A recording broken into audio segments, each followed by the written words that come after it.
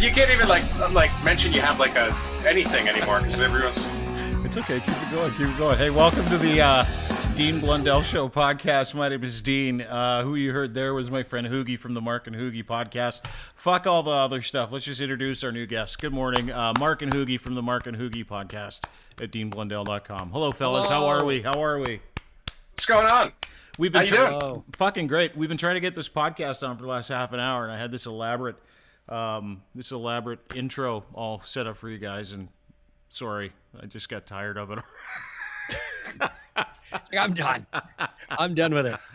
I know you love your promo codes though, right? When people throw out the promo code, SpartanBrews.com, MAHS20, save 20%. Yeah. Dean's like, here we go. Dude, Let's not forget Mean Beard. Yes. Get it out right now. So you guys have Mark and Hoogie podcast at deanblundell.com, iTunes, Apple, wherever you get your fine podcasts.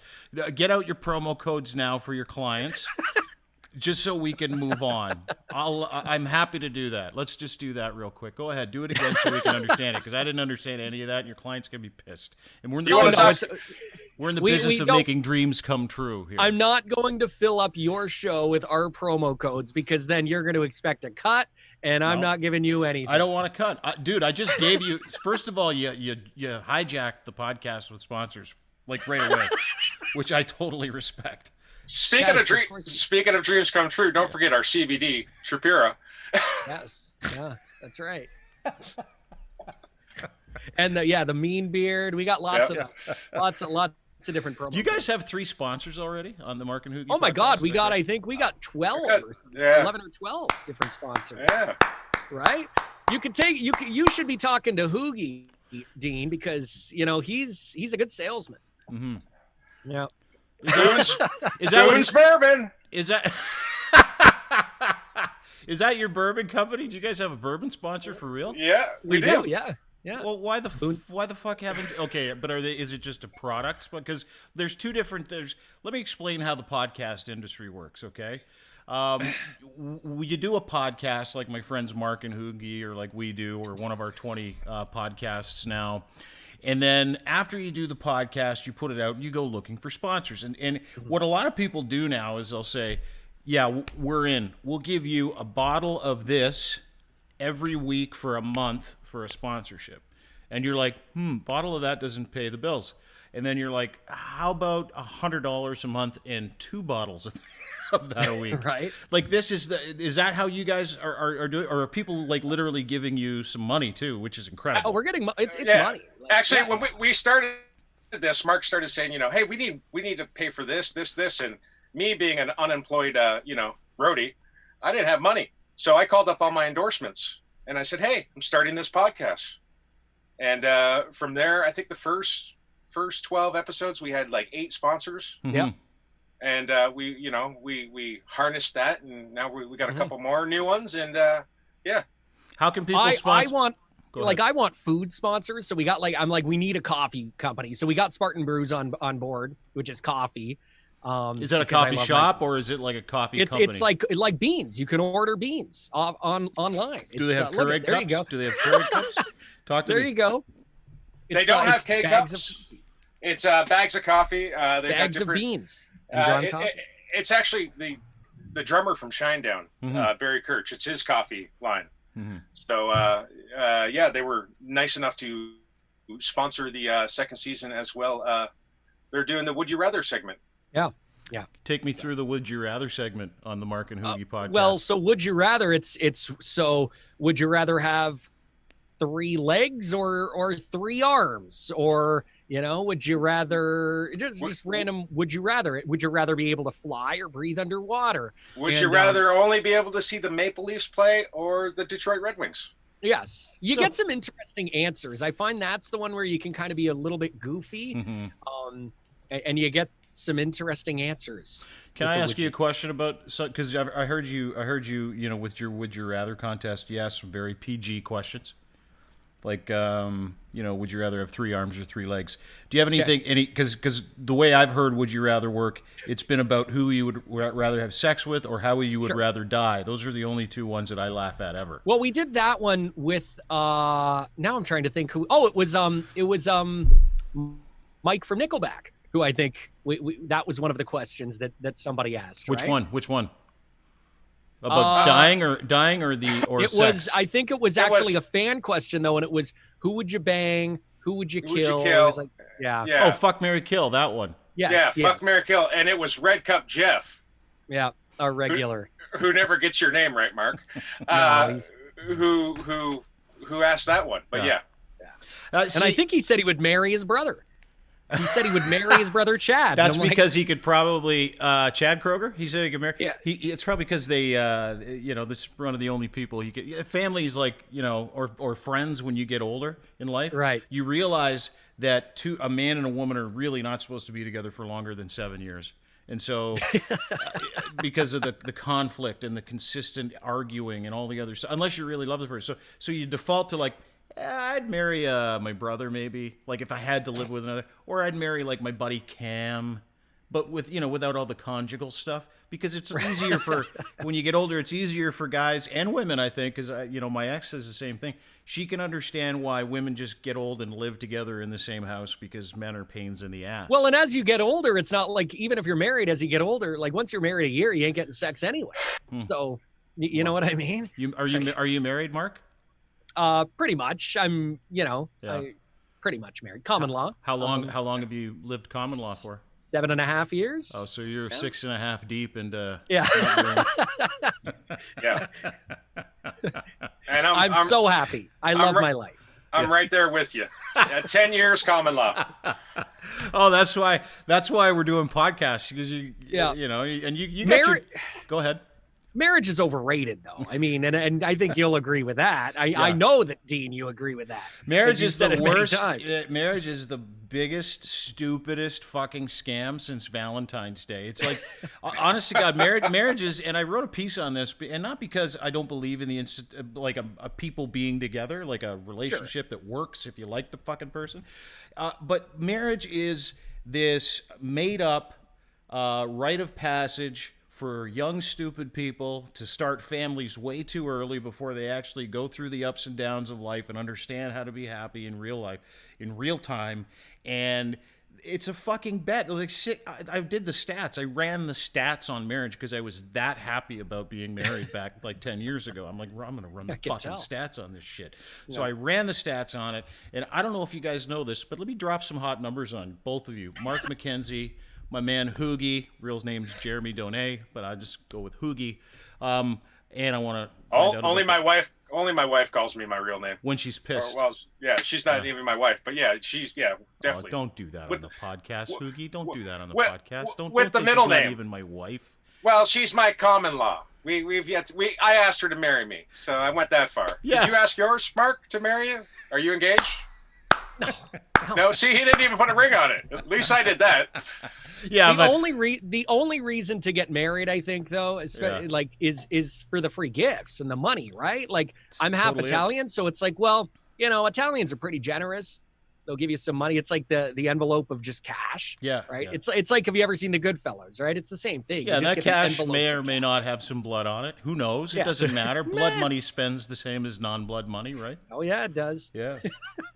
But I agree with you. And so what happens is now a lot of people, because it was like 3 weeks ago, I don't know if you guys saw the person that did like flights. They tiered their wedding. Like you heard about this, right? Where they said, listen, if you give us $150 gift, you get to have mac and cheese.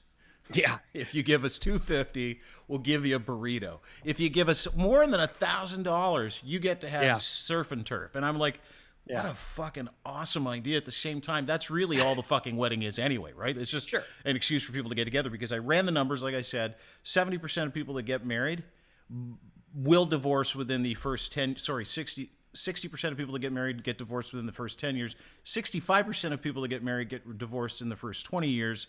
And 100% of those people all say the same thing. Marriage is a fucking load of lark. It is just an awful institution. It's like this. It's like this bet. It's like this bet you make for sex. You're like, this is going to continue. So I'm gonna... but it's not. And then you realize that. It's like, wait, I was lied to. I was lied to. Yeah. Hey, did you guys, another quick question. Speaking of of men and women and marriage. Did you guys see this last week the woman who put out, her name was Unbiased Katie. She's a journalist. She put out this tweet, and I'll just kind of give you the Coles notes of the tweet. The tweet basically said, we did a post on it at deanblundell.com. The tweet basically said, if you hold the door open for a woman, that's you telling them that they're less of a human being than you are. We're fucking perfectly capable of opening all of our doors ourselves. And when you do it, basically the only difference between you putting a dog on a leash and putting a leash on us is the collar. I would love to get both of your thoughts on that. Who wants to go Hoogie, first? why don't you start with that? Go ahead, Mark. I'll let you take this. No, please. It's the Mark and Hoogie Show. So. Yeah, but are you guys afraid to answer that question? I'm not afraid to talk about it. Is it bad though that we there's even that question that are you afraid? Because no matter what you say in 2020, someone can spin it and make you sound like a complete asshole or, sexist or anything. And I just hold the door for anybody, whether you're pretty or ugly or, or fat or skinny, a man, a woman, like it doesn't matter, man. I don't know, but that's just the way I was raised, I guess. So I don't know. What a soft answer. We'll get back to that one in just Thank a you. second. I'm a future politician. Over to you, Hoogie. I mean, I sort of agree with Mark, and it's just anything you say anymore, people are going to spin far out of context, so same thing. I've always held the door for whoever, come up to, behind you, whatever. So it's just, I guess it's the new age, as women like to call it, or certain people. So women are certain people. Listen, you guys, here's the thing. I might be wrong, but I need you to commit. Okay. I need you to commit to one side of this or the other. All right, I'll commit. Okay. You know what? I'm not holding the goddamn door for anybody anymore. Nobody gets the door held for them. Okay, this is what, and I'm only going to go to places that have automatic doors. All right, because then it just solves the issue. There's no issue at all. Here's my problem. If I go do that, I know right away who's going to yell at me for not holding the door. Yeah. My better half. Why didn't you hold that door? Well, because, listen, you're not a dog on a leash, babe. That's what I would say. Listen, if you want me to treat you like a dog on a leash, and then say this, Unbiased Katie on Twitter the other day, big-time journalist, she said, stop holding the door open for women because it's demeaning. So we can't do that anymore for you. So I posted this thing, and it was amazing how fast it turned into, she had her account suspended because of it. Don't feel bad. Sort of, a little bit. I don't feel terrible. Like I've felt worse about things. Like I've obviously sent, tweets from people that have used a company account to tell me to go fuck myself to the company to get that guy fired before. For sure, I've done that. But getting someone suspended just by writing a story, that's new power to me. That's like brand new power. So, but what I came up with is that as men we'll have a knee jerk reaction to that. But I don't hold the fucking door open for other people. I hold it open for me. Do you know what I mean by that? Right. Like when I'm holding the door open for somebody else, and I'm one of those guys, like I'm a militant about holding. I'm a door opening weirdo. I'm if I see, and part of me, my heart sinks. Like when you go to open the door for someone, and then you see like 5 or 6 other people that are 4 or 5 feet apart running behind that person, so that they can get in on the free door action too, like those guys. And you're sitting there going, "Holy fuck, really? You guys are really that selfish?" But I don't open the door for me, and I don't give a shit if someone says thank you. But I think that's something you have to be mindful of. And now, because of the way the world works, we're going to have to just start telling women, like when we get to the door before them, hey, listen, you should probably go first. But should you almost not even be opening the door for people now because we're supposed to stay 6 feet apart? So if I'm holding that door open, hey, another great you know point. what I'm saying? You're almost breaking the rule at that point, the distance rule. So that's why I'm saying everything should just automatic doors only at places, and then it fixes all these issues. Hoogie? I want her to open the door for me. What that you've really thrown a fucking monkey wrench into the plans now. You're really fucking with the water now. I don't even know what to say. If a woman held the door open for me, I would just be like, that is not allowed, because that's not how I was brought up, right? Like I was brought up, I don't know about you, Hoogie, brought up with my dad saying, you fucking hold that door open for women and children every time. Yeah. Or you're getting the belt. Yeah. Yeah. You can't even give a kid the belt today, though. Like, no, and that's a good thing, right? Because is that a good thing though? Yes, like, there's a reason that I know to treat women with respect, and it's because the one time when I was 8 years old and I called my mom a bitch, my dad took that belt to my ass, and I'm like, well, I'm never gonna do that again, But unfortunately, can't do that anymore. Yeah. No. Gotta be Can't safe. take the belt out. No. Are you guys pro? Can't threaten to put a kid's hand in the lawnmower. Are you? It's like these are things you just can't do anymore, and it's. Hey, in my household, there's discipline and then there's respect. And that's I grew up like that too. And my dad was like, I remember when I called my mom her once. He's like, I said, something happened. He's like, who did this? And I go, she did, her. And fuck, the guy punched me right in the forehead. And the next thing I remember, for her. That's how serious. Like my dad was really, he loves my mom still to this day. They're married, they love each other, they hold hands and all that weird shit. It's kind of nice actually, because I'm like, I haven't seen that before in my life, so I get to watch it in theirs. It's kind of cool. But like he was that much of a fucking militant about making me respect females from a perspective of provision. And now we're at a point where provision, if you're like, oh, I'll hold the door open because it's a nice thing to do for a woman. Or how about this? God forbid. I don't know if the sea changes happen with you guys working in the businesses you're working in. How about this? Even telling a woman she looks lovely today. Oh, you can't do that anymore. No, you can't do it. No. You look lovely today. Fuck you. That's literally what females respond with, at least the ones that I work with. That's what they've said. I'm like, oh, you look nice today. What's that supposed to mean? Yeah, because go F yourself. I'm like, wait. They read into it, right? They're like, what about yesterday? I didn't look nice yesterday. Yeah. It's the way the world works. Mark, let's go ahead, Mark. You wanted to ask a question? I was going to ask, have you tossed your parents in a home? Fuck, dude, they're only 69. Yeah, so and the reason I'm asking, this is way up, but you mentioned your parents, still being together. So I'm like, my parents are 67 and 66. Mm-hmm. When is too early to put them in a home? Like now? Now's too early? It depends. Are they a burden? Are they a burden? Well, I'm just, I want to take advantage of the home a little bit as well, because these places have, free coffee, free cookies and desserts normally if you put them in at the good ones. It's not right? free. No, it's not free. That's your inheritance. But I'm curious what the proper age to then just throw them in the home and never talk to them again is. Only when I need some. So but Dean, you being a smart man, I thought maybe you'd have the answer. You know what? I'm not that smart. I would defer to Hoogie on that. My folks are 79. They golf like every day, and they walk every day for like 3 miles. It's the weirdest thing in the world. It's like the opposite of who I am. That's what they are. They're super healthy. But I would say I don't think it's like dependent on age. I think it's just dependent on like the control of certain functions, like bowel movements. If you can't control those functions on a regular basis, you're going to need help. Being able to make it to the washroom, to have that movement. You're right. I think it's a functional thing, Hoogie. I don't think it's an age thing. I would agree. I worked with a guy who he's still in his 60s. He moved into a home years ago because he said it's just nonstop party. They do drugs. There's orgies at these places. I'm not kidding. And I remember I read something about this. It's probably been about a year or so now. And I'm like, oh my God, he was right. Are you serious? Like there's people doing cocaine, and there was like a big STD outbreak at one of these old age homes because all they do is party.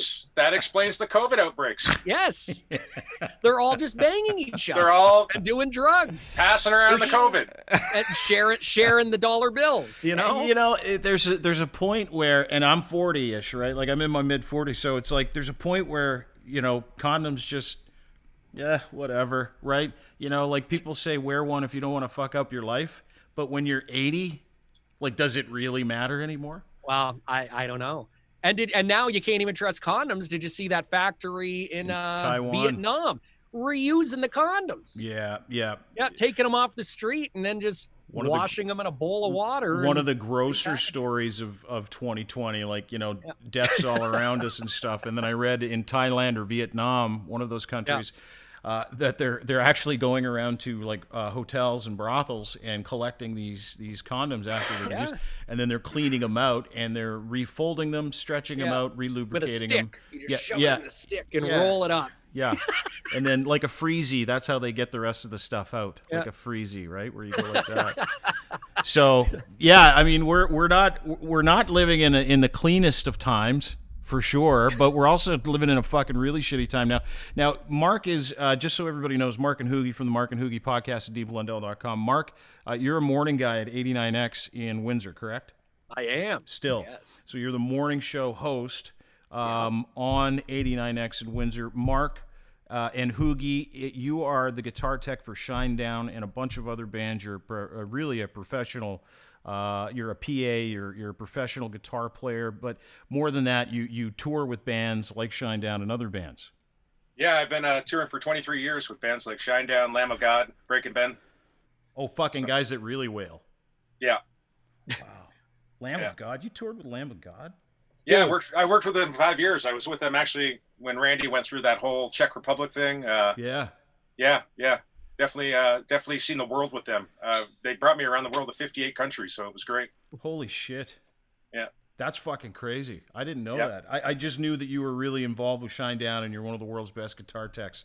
And outside of that, I wasn't aware that you've been doing it for 23 years. So what is life like now in the time of COVID? Like where are you at with gigs? Because no one's touring, no one's doing anything.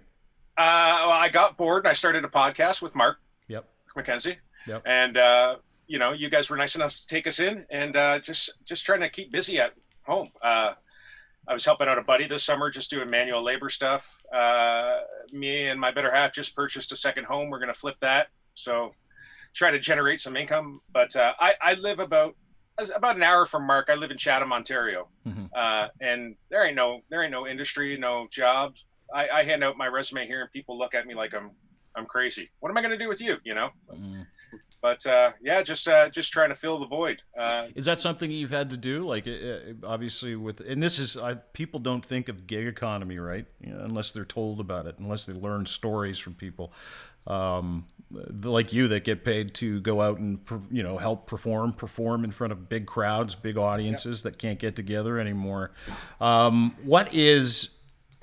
you had to like hand out resumes? Have you had to go look for work to supplement your income? I mean, I've gone and done some jobs locally. I haven't gone to the point of like, handing out resumes store to store or anything. I've been very fortunate. I got a buddy who has a concrete company and I've helped him out a bit here and there throughout the summer. And then just trying to keep busy with this. And I also do artist relations with a couple brands too. So just trying to keep busy with that. Mm-hmm. I would say my touring income is completely gone. When it comes to the endorsement stuff, I would say that's still coming in, but that's probably gone down 50%. Mm-hmm. But just trying to fill the void until something happens. Yeah. Apparently, I'll get to go to the studio again with the guys in Shinedown when they record the next record. So hopefully January. Obviously, I'll have to go to the States for an extended period of time to do that. But that's part of it, when all of your income, for myself comes from America. Yeah. And that's hard to, obviously you can't replace it when there's no, like, and I fucking can't stand the people that say, well, go and fucking take this time to figure out something else to do. For guys like you that have been doing it, like you said, for 23 years, you can go fuck yourself. And the other part of that is, and it's, people would say to someone like you in your situation, well, doing manual labor, did you feel like you were lowering yourself? Did you feel like, but everybody in this time has to do what they have to do. But did you feel like that when you were out there, or were you like, fuck, whatever I can do to make fucking ends meet here? That's the name of the game. It doesn't matter what stage I've been on and where I've been. Honestly, it was it was nice getting up in the morning, and like I told you, I got a lot of kids here, and get up in the morning, have a coffee, and get out of the house before everybody else is up. Go work a full day, then come home to the madness. It was a nice change of pace. I enjoyed going out and being active instead of just, sitting in my house all day and, oh, what am I going to do next? Mm-hmm. I'm not that type of person. I'm not going to worry about it. I want to keep, being creative and doing things like this with Mark and, just, fill my time as much as possible. Yeah, because you're used to being out of the house, right? Like how long are you normally gone if there is no COVID-19 and if you're touring? I'm probably on the road about 8 months out of the year, probably for, anywhere for 6 to 8 weeks at a time, come home for a few weeks, go back out. Just it's been like that for 23 years. And that's been your life. You've loved it. Yeah, it's great. I've, gotten to see the world on someone else's dime. Has this affected you, and I'll ask Mark this too, has this affected you mentally a little bit as a result of getting out of that rhythm of not doing what you're used to doing, getting out of the house, feeling like you feel when you go out and you do that work? I would say so, yes. I would say definitely like a bit of a roller coaster sometimes, like in the beginning it was like a giant snowstorm. We were locked up in our house for a month. Everybody was hoarding things, and then you were allowed to start getting out a bit, and it was like, well, what am I going to do? And you're all worried and going through those emotions, and it sort of opened up new creative things like the Mark and Hoogie Show, and you sort of get a new breath in life in figuring out other avenues and whatnot. But yeah, just trying to move forward, be positive, and just taking the time with the kids. That's the best part. If I was gone, I wouldn't be here. And then my kids were allowed to start getting out a bit to it was like 15. So it's nice being home with the little ones. So right. Although my daughter did not sleep last night. No, is she the 2-year-old? Yeah, she had us up all night. Yeah, give her some gravel. I was trying to give her some Boone's bourbon. There's got to be I would think there's got to be you must kind of appreciate your wife a little more. I'm sure you already did, but now being like, holy shit, this is what she has to put up with because you're always gone, right? I do appreciate that. I do appreciate that, and yeah, it's I think she's also getting tired of me being home all the time. I was gonna ask, like, if she is, because you're gone for 10 months out of the year. And then she must not be used to you. I'm sure it was nice at first. Now she's probably like, just leave. Just leave for a few weeks. Let me get back off. Yeah. That's the thing, right? Like it's taken everybody out of rhythm, and then you got kids at home. They're not going to school. Half the kids are not going to school at all. So you're changing everybody's rhythm no matter what, and that's kind of fucking. Put a monkey wrench in not just our plans, but obviously the plans of the person who's not the breadwinner, who's at home, whether it is a guy or a girl. So it's a weird time. Mark, as a morning guy at 89X and still in traditional media, has this COVID shit scared you a little bit? Like, are you? Like most people in radio, and listen, I was in radio for a super long time. I didn't know. I never heard of you. Yeah. As a matter of fact, I did a tour of duty at 89X in Windsor. Yes, you did. A long time ago, which I'm sure nobody ever talks about, which is great. But you know how I found out they're like some asshole named Dean used to work here, and then he went to Toronto, and yeah, well, and still here, but like I watch and listen to people on the radio now, and right. And jobs are just disappearing because there's no income anymore. Nobody's advertising, not nobody. Right. Fewer people are advertising on traditional media. Like, has this scared you a little bit as well when it comes to your job? I was a little bit scared. Thank God I work for the company I do. They've actually been really, really good with us. Since the beginning, they were on top of everything. Mm-hmm. I have a home studio, luckily. So I'm able to broadcast from home, and people don't even realize, like, I literally have a broadcast line that goes right into my home studio, right here. And I turn on the mic and I'm good to go. So I've kind of lucked out in that way.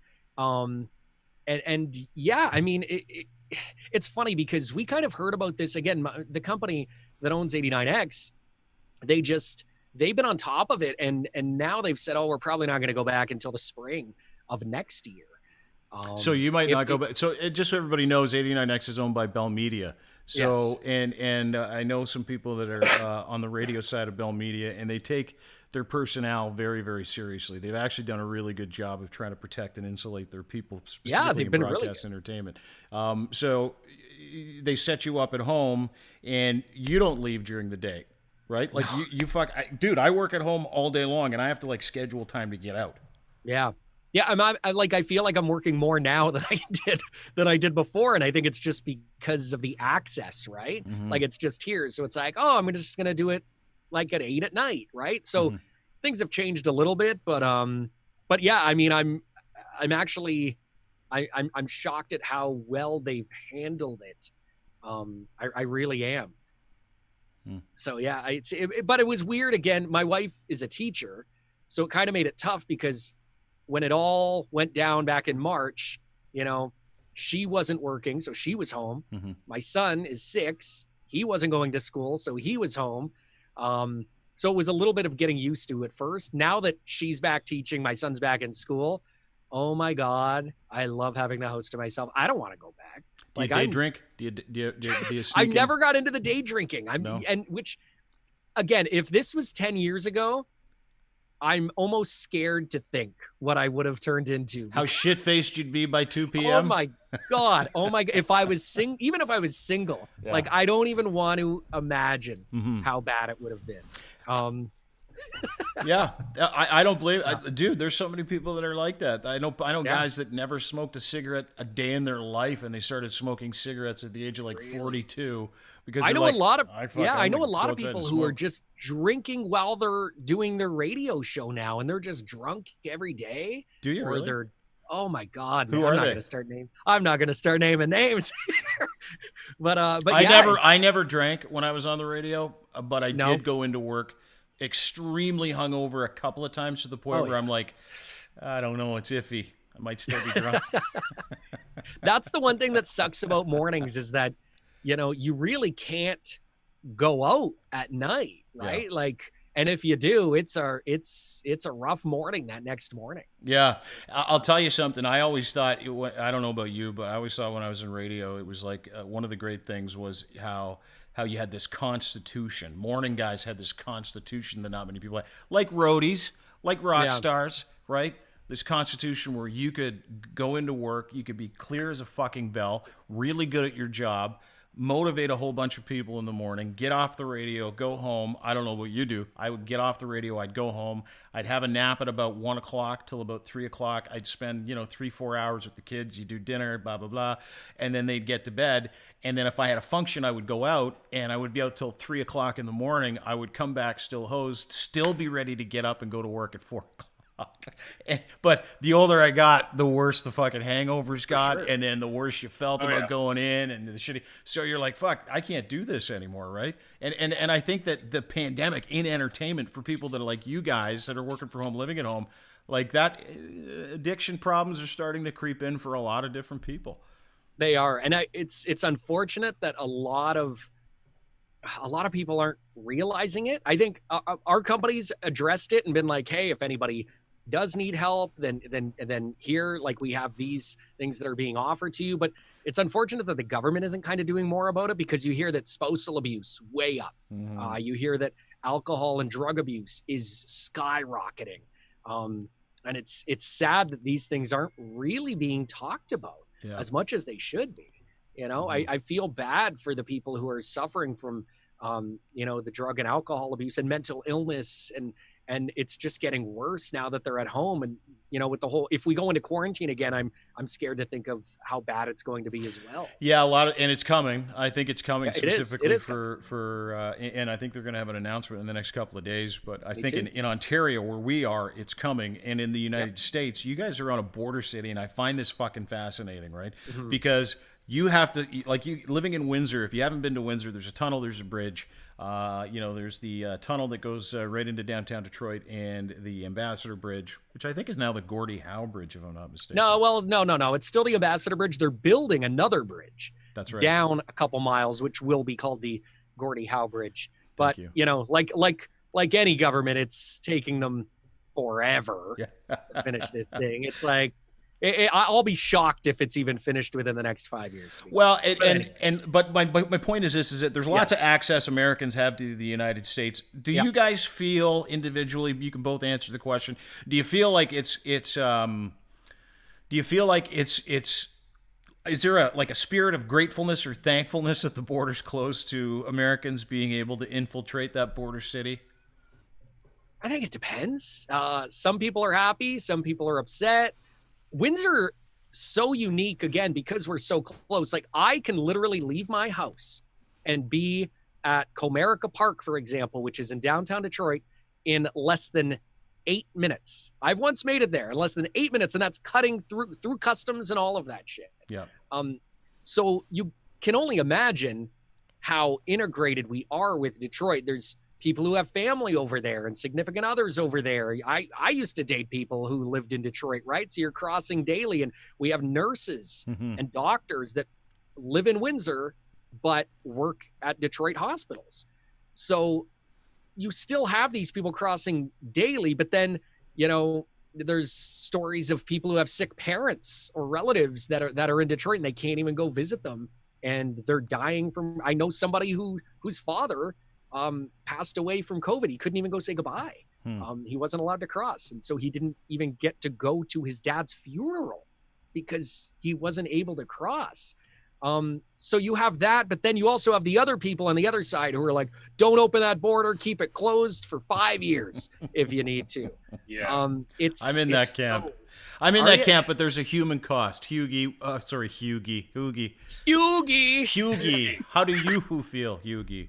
I mean, for me, that's where I make my revenue. That's where I work, so I can still cross with the visa I have. I just haven't had a need to go down because, every time something lines up, it gets canceled, before it gets out the door. So it's an interesting time in regards to that. So yeah, I spend probably 6 months out of the year in the States, if not more, for many, many years now. I'm going to have to go down there before we know it for a few months. And, obviously it's different down there, how they're handling things and dealing with things. So just a bit, the other part of me that laughs, not at you guys, but laughs in a sad sort of way is and Mark, you would know this well, because you have to do Detroit news, right? Most of the stuff in Windsor on 89X is very Detroit centric because it's a border city and that's where the majority of your audience is. So do you guys talk about Trump? Do you talk about the state of the United States? Or are you fearful that people are going to call you from QAnon somewhere deep in Grand Rapids and tell you they're coming for you if you say another fucking word? Some of the threats that I've gotten when I talk bad about Trump. Ooh, tell me more. People saying, you're going to go down. I'm going to blow up your station. And I'm like, okay, calm down. So now it's almost like it's not even worth it. You've had people threaten to blow you up? Oh, dude, you don't want to. Yes, I do. That's why I asked. But no, it's insane. Again, there's extremes on both sides. And I have so many friends who live in Detroit and just outside of Detroit. And I'm like, I'm so glad that I don't live over there right now, because no matter who wins this election, there's going to be uproar and there's probably going to be riots, no matter if Biden or Trump wins. I think there's the extremists on both sides, and it's terrifying. And I just keep thinking, I'm like, it's almost going to be reminiscent of the 1960 riots in Detroit, where people were just sitting at the Windsor riverfront watching the riots, the fires, and all of that from Windsor, and just being like, holy shit, because sometimes people don't even realize literally how close we are to Detroit. Like I told you, from one end of the bridge to the other, it's maybe 90 seconds, if that, a 90-second drive. It's crazy. So how do you ignore Trump though? You can't. But but at the same time, it's low Especially hanging. yeah, no, it is, but it is. But you It can't, is. you can't not talk about it when you're in media, right? Like you're doing a morning Right. show, you're trying to get people to listen to you, and this is the biggest story in the world: Trump getting coronavirus, and then his little dictator thing. But does he even have coronavirus? That's the other question. It's like, who knows if it's even real? The guy's a compulsive liar and a sociopath. So you can't. It's like crying wolf, right? Do you say that on the air though? Like, do you? Of course. You of do? course I say it. Or are you Yes. okay? Because this explains why people are trying to blow you up. Well, this explains so much now, but no, it's Because like, people don't like. There's a real fear in certain groups. Like I don't know if you Right. guys have been to like back when we were allowed out for a few months. If you're at a party and you go to a party and you got some guy beaking off about Trump, and then you got someone on the left that's beaking off about the Democrats and how great they've been, and you're like, should I insert myself into this argument or no? Because Right. that guy might be a complete fucking wingnut. Plus, he's probably drunken on meth because he's a Trumper. And then the other person's probably had way too much wine because they're a Democrat, like rosé, I'm thinking. And so you've got Socialite. but it's worse when you're in media. It's worse, Right. and I've noticed it because I lost like 2,000-3,000 followers in the last few months. And each one of those people that I've lost has sent me a note saying, go fuck yourself and your stupid liberal views, which I don't have.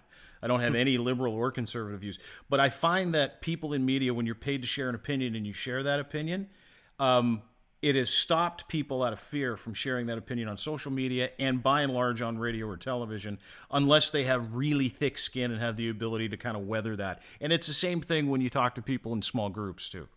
Yeah, it's tough because I don't want to. You can't be neutral though, right? Like you can't just sit on the fence. You can't be the typical politician where you don't want to piss like Trudeau, right? Like who just doesn't want to ever upset anybody, so you just beat around the bush and don't actually give a straight answer.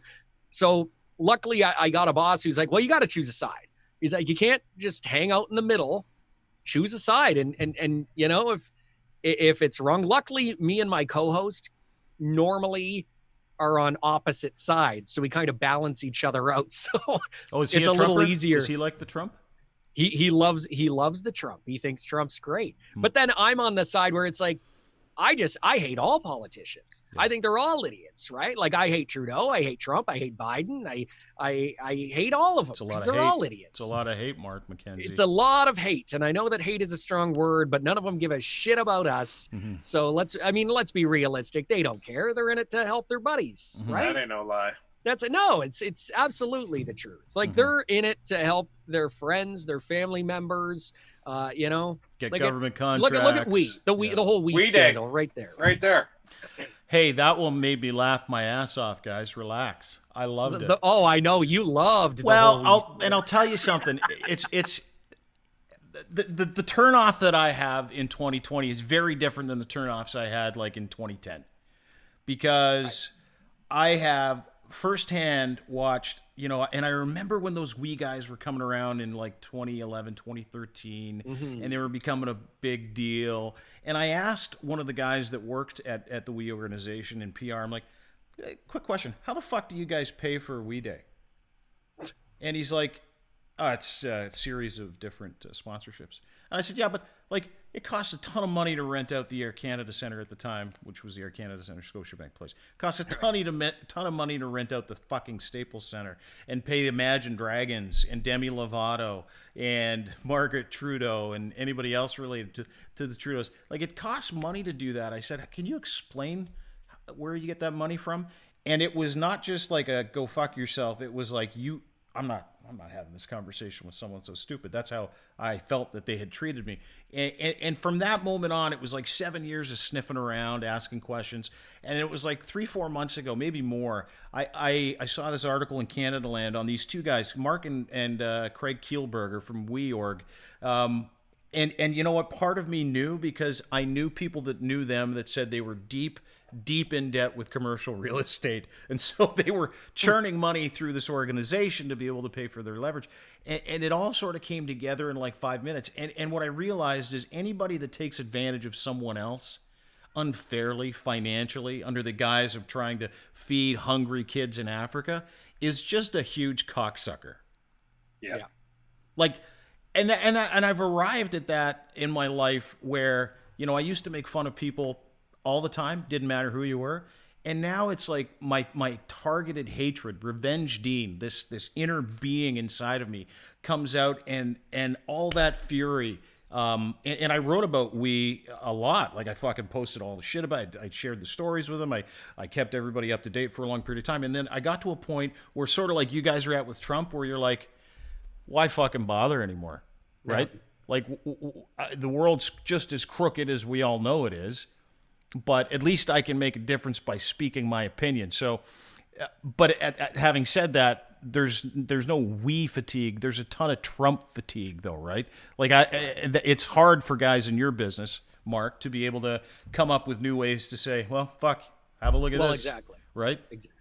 Do you, like, and I want to ask you, like, do you wish you were still on commercial radio at this point, or are you almost glad you're not, because you don't have to deal with the bullshit? What bullshit are you speaking of? Well, like being careful of what you have to say, and, you know, if offending certain people, because it's almost tougher now, I think, than ever before, right? In that, you know, you got in a little bit of trouble sometimes for saying certain things. Yes, you. I got in a fucking ton of trouble. Why are you playing this down? I know. Why are you doing this? Why? It's just what I hate when I meet people and they go, you know, that thing that happened where you said some stuff. I'm like, okay, you said some things that you got in a lot of fucking trouble. So that's why I'm asking, though, like, do you at this point, because you've admitted before, you know, you've said, oh yeah, you know, you regret some of the things that you may have said, and you're a changed man now. So do you almost wish, and I hate to always, you know, because I'm sure people have compared you in the past, but you look at someone like Howard Stern, for example, who even in his books now, he says, yeah, like I realized I was an asshole, and now he's changed. So do you almost wish you still had that platform, I guess, to be able to come out and say, oh yeah, all right, I fucked up, and now I'm a changed man, and this and that, and still be on radio, or are you almost happier that you're not, because you don't have to worry about the bullshit that comes with it? Mark, thank you for asking that question. I'm sure you've been asked it before. Yeah, I have. And let me ask you a question in response. Do you have like a really incredible old pair of shoes that you just can't part with? Actually, yes, I do. Okay. And when you stick your foot in there, you're like, it doesn't fit. It looks terrible. I probably shouldn't wear these out, but I fucking love these shoes. They're such great shoes. You know, maybe there'll be a time where I can fix them, or I'll come back and maybe when I come back, someone will have them fixed for me, or there'll be a nice new pair of fucking shoes there that will fit me, because I love those shoes. Those shoes are great, but they're so old and ratty and shitty and broken that I just can't wear them anymore. Right. So if that's how I feel. That's how I feel. I feel like I've had enough time away from radio to be able to reflect on what it is. And at the very core of what radio is, I love it. Love the idea of it. Love the fact that radio is still the freest medium where you can get on-demand content or be introduced to on-demand content. When it comes to content, I don't do that kind of shit anymore because it doesn't turn me on. And I know some of the stuff that we used to do was hurtful, you know, and that was at a time when hurtful was acceptable. And I think, you know, right about the time that we all got fired, what we said wasn't hurtful, but we had been so hurtful in the past that straw that broke the camel's back, which I'm fine with, because what comes with that, anytime someone goes through a major fucking life experience, what comes with that is this. The ability to be able to say, okay, well, what was my fucking part in all this stuff, right? Mm-hmm. So you can choose to be a victim or the author, and I chose to take the previous route, which was learn about what it was that made me what I was, which was at the time angry, very fucking entitled, all that stuff. So I don't consider, when I look back on the life changes that I've had, you know, I didn't change anything so I could get back on the radio. That wasn't my goal. My goal was to be accountable. And I think that that's lost on a lot of people, you know, in life, not just in my situation, but in life. You know, you go through a time where you're like, I got fucked over, or there's a perception that you got fucked over, or you want to be able to go back and do what you did for a living. That wasn't an option for me because, number one, I went and did radio after I left The Edge, and I fucking hated every second of it. Number two, radio is a diminishing asset financially, 50% year over year. Number three, I knew that I had to be able to get out what I wanted to get out, but I didn't want to do it and go back to what I used to be or how I used to communicate, because it's a fucking short highway. You know, you're gonna take that time and travel that highway of delivering hurtful material. If you're a comedian, or if you're an actor, or if you're, you know, a columnist or an opinion maker, or if you're Rex Murphy or whoever the fuck you are, you're going to go through and you're going to create this persona that's got a shelf life that is so much shorter than the shelf life of doing really fucking good content, but making sure that you're only hurting the people who deserve it. And so that's where I focus all my attention, not because I've got this inner fucking anger that wants to make everything better for other people now, as opposed to this inner anger focused on people who won't do what I say. And those are big differences. And I think that you go through this life change because you want to go through a life change, because there's one thing that escapes a lot of people when they've had a modicum of success, or they've had a little bit of money, or they've had some influence. And what escapes people is why, you know, what to do with that influence. And you know, guys like me, back when I did radio, when it was really one of only 3 mediums you could get, there was a different perception of that job, right? And I loved that perception more than I actually loved being able to communicate with people. And now it's fucking way different. So long answer to your question, do I wish I was on the radio again now that I have gone through some perspective analysis? No. But I absolutely know that the way that radio should be done and how it should be used in how we communicate now, that I'm interested in. Because once you say what you say on the radio, it's over. But if you have a home, if you have a digital presence, and if you can show people that you have a brand, not just you, but the people that you work with, and we're really fucking lucky to be able to have guys like you. And we just added our 20th podcast yesterday, so it's now the biggest podcast network and blog in Canada. It's a humbling thing too, where you're like, hey, fuck, I didn't build this, I didn't do this, so you know, there's no entitlement here. It's just I get to work in a space or do this thing that I do with not having to worry about a complaint that came from John in Farmington Hills and have it be an absolute joke, but I'm still going to fucking be anxious about it. So working for yourself, you remove anxiety as well. And I think that that's the part that I love about this, is you get to captain the happiness in your own life. So if radio happens, it happens. I'm super open to it. Like I'm way more open to doing radio than I've ever been before in my life, because, you know, I know and I do believe how it should be used according to where the world lives now and how to drive revenue outside of radio. That I know how to do. Being able to share this idea with radio and getting back on the radio, if it happens, it happens. And being open to it's really, really a huge step for me in the beginning. So I'm happy to be there. Does that make sense? All right. Yes, it does. No, that's... So yeah, maybe. Maybe, Mark. I don't know. Is it still fun? Do you still have fun doing it? I do. Yeah. And then I think I'm like, oh my God, I don't know what I would do if I wasn't on the radio, which I'm sure one day I'm going to have to figure that out, because everybody has an expiry date, right? No matter who you are. Well, maybe unless you're Howard Stern, who supposedly is re-signing for like $100 and something million a year. Yeah, just so you know, just so you don't feel bad about yourself, Howard Stern just re-signed for $120 million a year. Isn't that insane? A year. Jesus.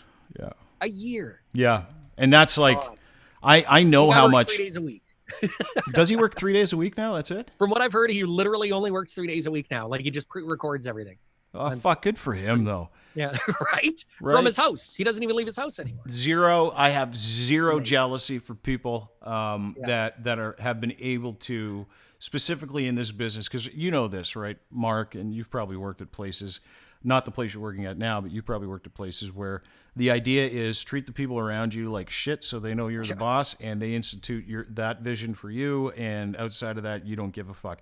Radio is hard on people. It has been. Entertainment, hard on people. Yeah. Where they threaten you if you're like, hey, I'm thinking of leaving, and they're like, if you do, you'll never work in radio again because I'll tell everybody how much of a shithole you are. And you're like, oh, that's great. Right. That's great. Yeah. But it's not the kindest to people, so you have to be able to think about that kind of stuff, which is why I think you should get into woodworking. Hey, you want to come flip that house with me? No. Maybe. You know what? I worked at a factory for, I think, a year building cars. It was the worst year of my life. I'm like, I can't do this. Yeah. Money was good. But I'm like, you have a whole new respect for people who actually work real jobs. Yeah. So, you know. Hey, listen, and that's what this time is. Like, we think about how lucky we all are to be able to generate income in a time when so many people have lost work. Like, I think 50 million people in the United States are out of work that weren't this time last year. 14 million month over month have lost their. 25% of QSR and restaurant businesses in Ontario have gone tits up. And across Canada, that's by and large pretty, endemic with how COVID-19 has worked. There are a lot of fucking people out there that are in much worse shape than guys like Dean, Mark, and Hoogie. Yeah. But I want to tell you, I appreciate both you guys being on the podcast today. Thank you very much. Who do you guys have on your next podcast? Maybe someone else from the music industry? Some other big names like you've had on before? The guys from Shinedown? Tomorrow we have Henrique from the band Avatar. Come on. He's going to be joining us. Yeah. Yeah. So that'll be cool. And then next week would be Ben Wells from Blackstone Cherry. Yeah. I love Blackstone Cherry. Yeah. So, and working on a couple other things as well that are going to be pretty big. Yeah. So, okay. But is it just a music podcast? Do you guys just do the music podcast? We've had Kakasso, who's like a super cool artist on the show. Which I that one was one of my favorites, I think, because we went outside of that music box, right? Yeah, like, and the dude has a TV show and not only does he does sneakers. So he paints sneakers, but then also, I guess just got a contract to paint. There you go. Like, look, he did those sneakers for Hoogie. And this guy has worked with some of the biggest names in Hollywood. Ended up, remember, he even said that he did something for Donald Trump before he was president. Which he says he now kind of regrets, but yeah. So that was one. And then we also talked to Glenn Fricker. I don't know if you know Glenn Fricker from Spectre Sound Studios, but this guy's like a YouTube star and pretty much has made a living just ripping on Phil Spector bass players.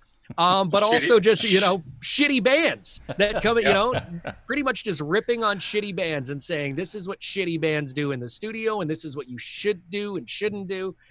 So we do try to keep it a little bit music related all the time, but we do go outside of music as well, which is fun. So.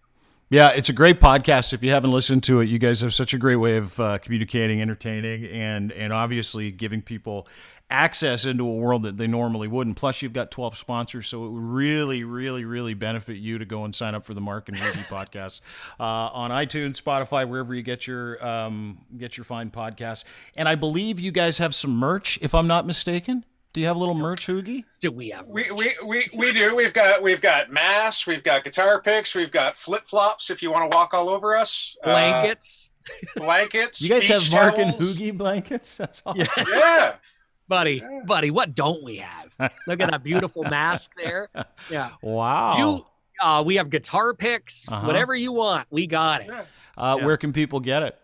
themarkandhoogieshow.com. Visit our beautiful website. themarkandhoogieshow.com. Where can people follow you, Mark, on social media? Twitter, Instagram, what's your deal?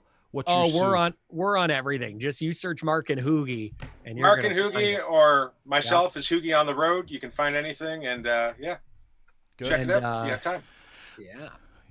Well, I'm excited. Yeah, but please, this guy's got 4 kids, man. Like, just buy a damn mask. Yeah, the guy's got to really put food on the table. Yeah, can you? And can you buy some of Hoogie's things? That would be great if you could. And That'd be awesome. Listen to their podcast too, Mark and Hoogie. You can get it at deanblundell.com as well. Fellas, great to have you on. It's been too long, and I know we tried to set something up a while ago, so I'm really thankful we got a chance to get together this morning. That's on me. I apologize. I don't care, dude. It's always on him.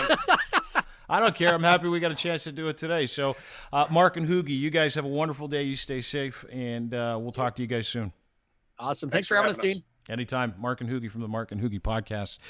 Anywhere you get your fine podcasts, including deanblundell.com, now home to 20 new podcasts, Canada's biggest podcast and blog network. You can go to deanblundell.com, sign up for the newsletter, and we'll send you all that stuff. Thanks to our friends over at Ed's Fine Imports. Ed has your gitch. Hello. Who wants gitch? Everybody needs some, and no one's going out to buy anything right now, so let Ed send it to you free of charge. The Gitch isn't free. You got to pay for that. But if you use promo code GITCH3, GITCH, the number 3, you can get 4 pairs of Gitch for the price of 3 right now. edsfineimports.com. Hello to our friends at Envision Digital Solutions, making all of this possible. Our friends at Masterpiece Productions, the official production company of DeanBlundell.com. Just Google Masterpiece Productions. You'll be able to find it. Or go to DeanBlundell.com for all of these different people. And don't forget, or maybe it's not just a don't forget. It's like a, you know how they do save the dates? Or like your friends of yours are making that terrible fucking decision to get married, and they send you this thing, save the date. Oh. I'm not saving the date for weddings. Who fucking saves a date? Hey, honey, keep that open for an event that no one wants to go to. Right there on the calendar. Save the date. I'm not saving shit. I'm not saving nothing. I'm just going to keep going. But save the date for later on this week because we have a major announcement coming on Friday. Major. Like one of the biggest that I think one of the biggest we've ever had. Yeah, it's up there.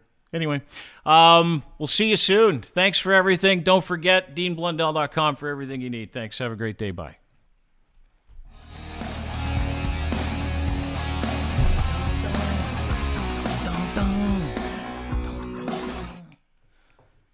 Like fire marshal.